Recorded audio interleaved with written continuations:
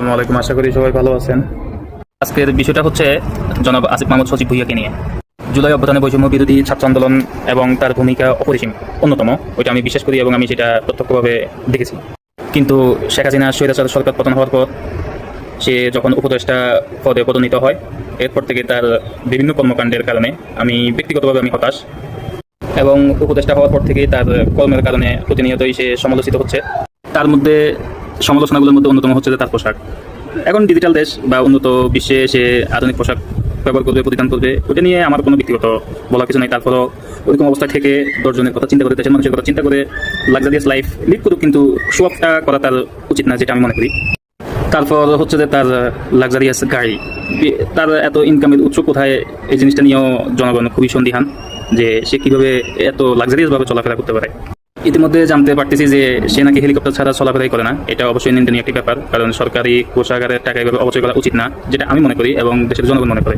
তার অন্যতম সমালোচনার আরেকটি কারণ হচ্ছে যে তার এপিএস, যে কিনা 100 কোটি টাকা দুর্নীতি করেছে, এটা অবশ্যই নিন্দনীয় এবং তার মতো ব্যক্তির কাছ থেকে এগুলো জনগণ কখনোই আশা করে না। তার এইসব দিকে নজর দেওয়া উচিত।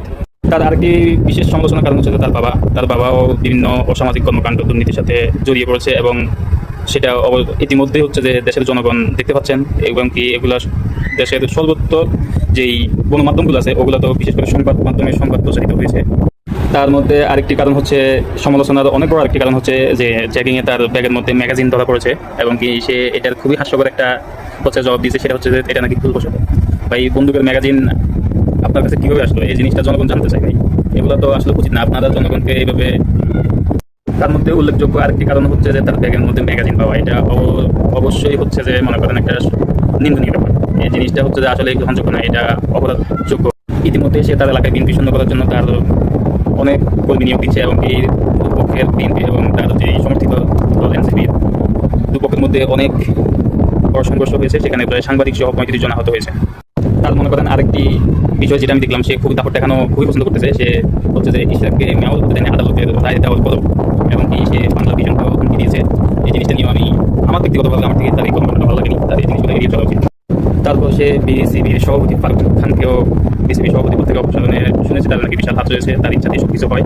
যেহেতু সে উপদেষ্টা, এটাতে তার হাত থাকা স্বাভাবিক, এটাতে অস্বাভাবিক কিছুই না। তো আমার ব্যক্তিগত একটা অভিমত, সেটা হচ্ছে যে উপদেষ্টা আসিফ মাহমুদ সজীব ভুঁইয়া, সে কি তার এইসব কর্মকাণ্ডে, তার আরও অনেক কর্মকাণ্ড আছে, আমি তার তার কর্মকাণ্ডের মধ্যে হচ্ছে যে উল্লেখযোগ্য কয়েকটা যেগুলো বেশি সমালোচিত হচ্ছে সেগুলো একটু তুললাম। তো আমার থেকে মনে হচ্ছে যে কোনো না কোনো কারণে সে হচ্ছে যে আমাদের দিক থেকে দাবিত হচ্ছে স্বৈরাচার হাসিনা যেরকম শো অফ, তারপরে হচ্ছে যে এই মানুষকে ক্ষতি করা, বা হচ্ছে যে